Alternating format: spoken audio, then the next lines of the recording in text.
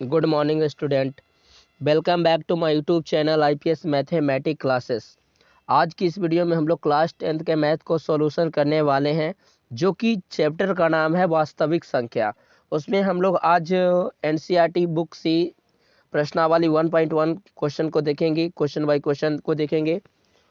और अगर इस चैनल पर नए हैं तो चैनल को लाइक, सब्सक्राइब एंड शेयर करना मत भूलिएगा। चलते हैं क्वेश्चन की तरफ।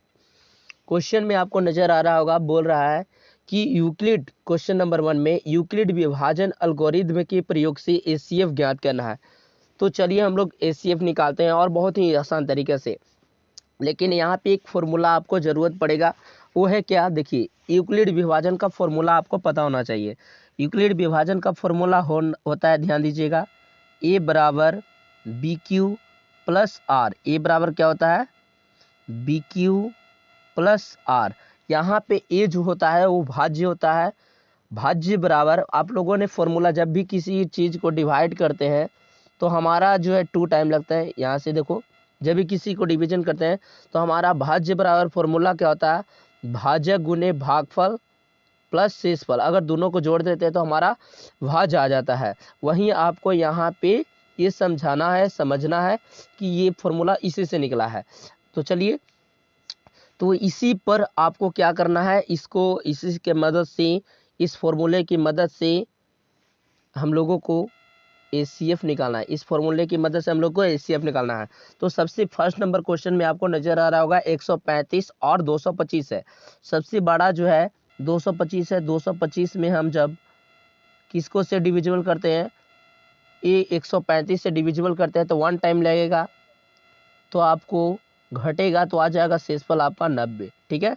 अब ये जो हमारा जो नजर आ रहा है जिससे भाग दिए वो आगे आ जाता है 135, वो आगे आ जाएगा और शेषफल रिमाइंडर से फिर आपको देना पड़ता है भाग। ठीक है।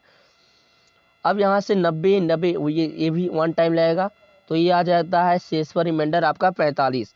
फिर इस टाइम आपको 90 चले जाएगा आगे और 45 से डिविजिबल करेंगे, 45 दूना 90, यहाँ पे शेषफल 0। आप पहले आप लोग जब मसर निकालते थे डिविजिबल के द्वारा, भाग विधि के द्वारा, तो आप लोग 135 में 135 से 225 में क्या देते थे? भागा देते थे।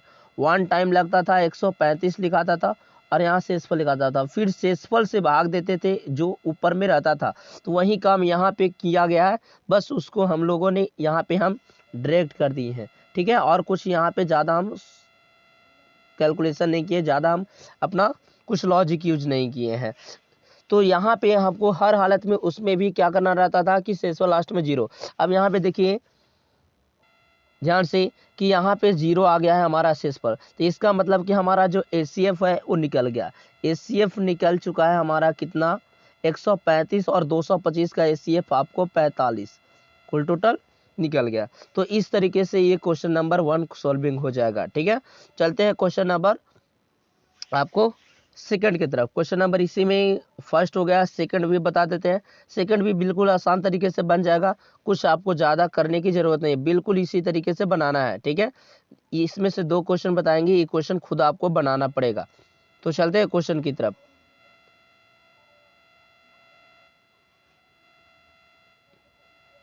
इसको इरेज कर देते हैं।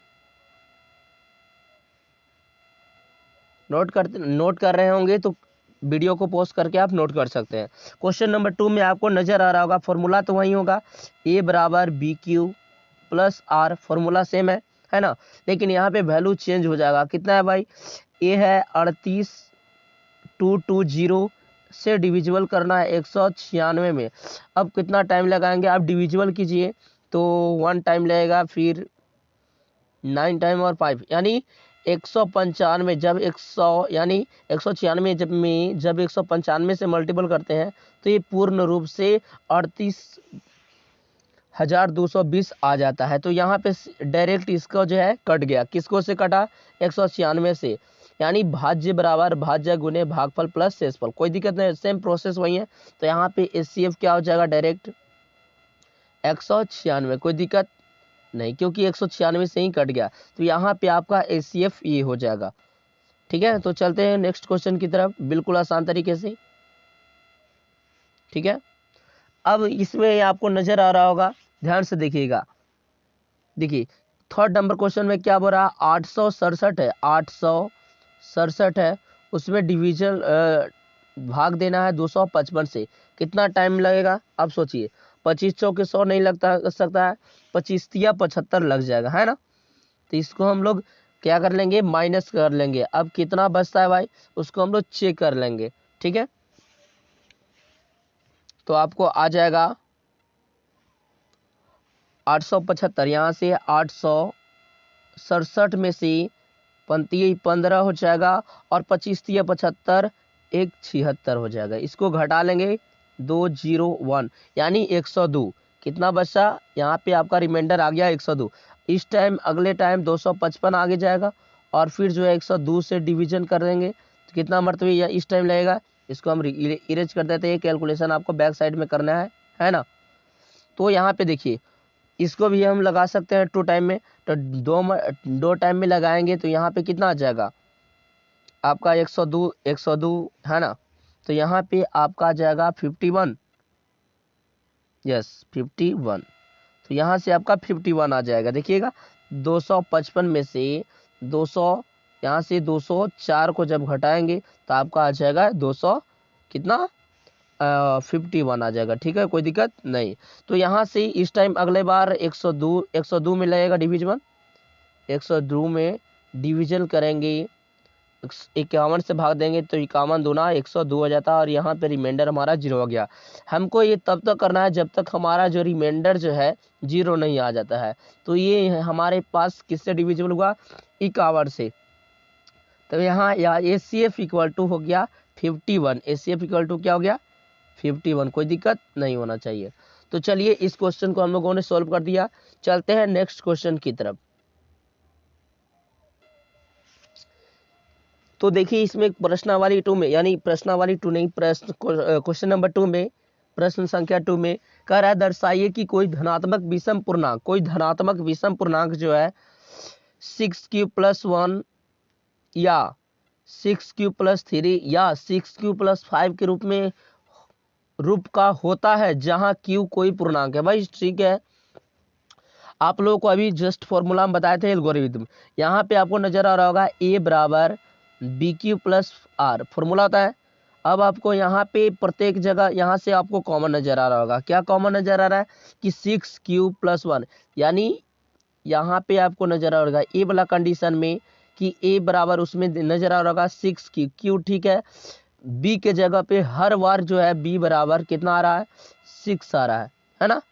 एंड r बराबर देख रहे हैं, r बराबर यहाँ पे फर्स्ट टाइम में देखो, फर्स्ट टाइम में इसमें आपको नजर आ रहा होगा, फर्स्ट टाइम में आपको नजर आ रहा होगा 1, सेकेंड टाइम में 1, सेकेंड टाइम में 3, और थर्ड टाइम में आपको नजर आ रहा होगा 5। तो इस तरीके से आपको क्या नजर आ रहा होगा, लग रहा है कि जैसे विषम पूर्णांक है, लग रहा है क्या कि विषम पूर्णांक है। तो ठीक उसी प्रकार हम लोग यहाँ पे लिखेंगे कि b बराबर 6 एंड r बराबर क्या नजर आ रहा है 1, 3, 5 एंड डॉट डॉट डॉट, ये कहाँ तक जाएगा, अनलिमिटेड तक जाएगा।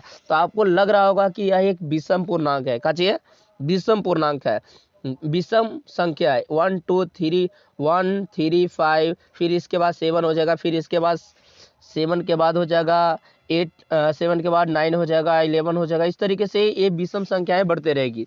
तो आपको यहाँ पे e बराबर क्या पता चला कि 6 तो कॉमन है, 6q+r, r की जगह पर इस बार कितना हो जाएगा, r की जगह पर 1, फिर 6q+3, फिर 6q+5, फिर 6q+ dot dot dot dot, इसी तरीके से आगे बढ़ते चला जाएगा, है ना। तो इस रूप में होता है धनात्मक विषम पूर्णांक, क्या होगा दर्शाना है, बस यही आपको ये क्वेश्चन में बताया गया। तो चलते हैं नेक्स्ट क्वेश्चन में। यहाँ पे b जो है काचे b इक्वल टू 6 हो गया, r यहाँ पे विषम संख्या आ गए, है ना, कोई दिक्कत नहीं। तो इस तरीके से हम लोग बनाते हैं। चलते हैं नेक्स्ट क्वेश्चन की तरफ।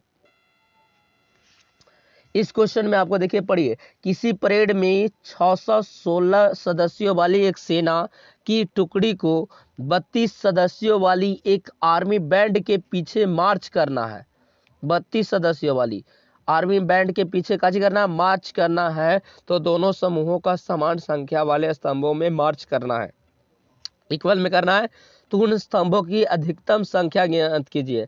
हाई मतलब उसका हाई मैक्सिमम वैल्यू निकालना है। तो मैक्सिमम वैल्यू निकलता है तो महत्तम से निकलता है ना। तो हम लोग निकालना पड़ेगा इसको, यानी 616 एंड 32 का हम लोग को ए बराबर B Q plus R C हम लोग निकाल लेते हैं इसका 616 से। तो 616 सी, एक मिनट, 616 से 32 टाइम से, है ना। तो कितना टाइम लगेगा, इसको हम लोग डिविजिबल कर देते हैं, है ना। तो 32 से आपको लग जाना चाहिए कितना, 1 टाइम तो नहीं लगेगा, 2, 32 दूनी 64, 1 ही टाइम लगाइए। तो आपको यहाँ से क्रॉसिंग कर लेते हैं, देखते हैं।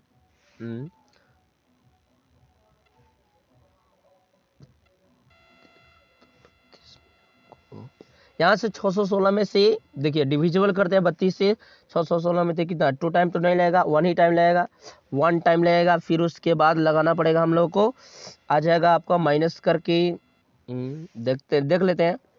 600 यानी 61 में से 32 घटा लो, यानी 9, और यह आ जाएगा 2, यानी 29, यानी 200 आ जाएगा। फिर 2 9 6 आ जाएगा, कोई दिक्कत नहीं। फिर उसके बाद जो है इसको कितना मरतबे लगाएंगे, तो 38 24 9 तिया 27, 9 मरतबे लग जाएगा। कितना मरतबे, 9 मरतबे लग जाएगा। 9 दूनी 18 और 9 तिया 27, 1 28, है ना। तो 16 में से 8 गया, बच गया यहाँ पे 8, है ना। तो इस टाइम आपको 32 आगे चल जाएगा और 8 से डिविजिबल करना पड़ेगा। तो 8 चौके 32, तो यहाँ पे शेषफल कितना आ गया, 0। इस टाइम यहाँ पे आपको शेषफल कितना बचा था, 8, ठीक है, जब इसको हम लोग डिवाइड किए थे। चलिए, तो इसको हम लोग कर लेते हैं, इसको इरेज कर देते हैं। तो यहाँ पे हमारा क्या नजर आ गया कि HCF आपका निकल गया 8। तो यहाँ से इस संख्या HCF ऑफ कितना 616, एक मिनट, 616 एंड 32 का कितना आया,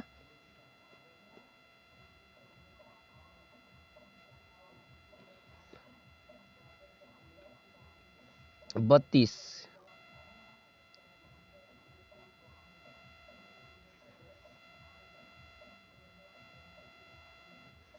यहाँ पे देखिए, यानी 616 और 32 का जो हमारे पास LCM आया, HCF आया, वो कितना आया हमारे पास, देखिए 32 का HCF आ गया 8। तो इस तरीके से हमारा आंसर आ जाता है 8। तो चलते हैं नेक्स्ट क्वेश्चन की तरफ।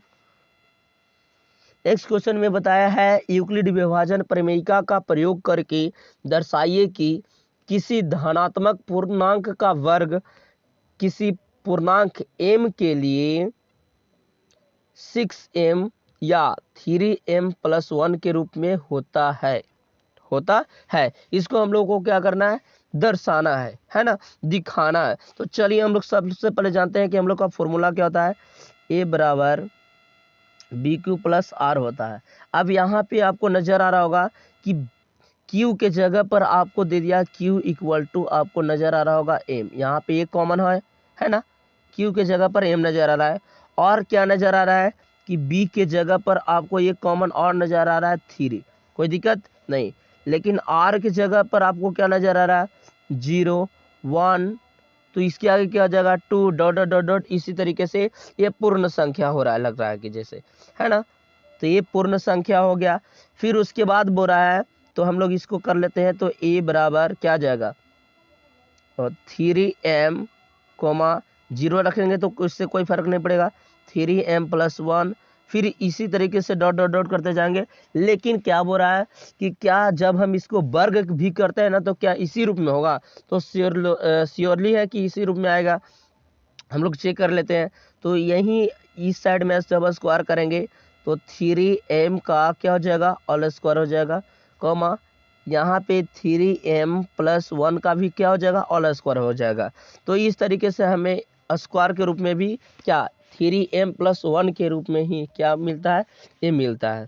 तो इसमें कोई सोचने वाली बात नहीं है। तो इस तरीके से हम क्या कर सकते हैं, दर्शा सकते हैं।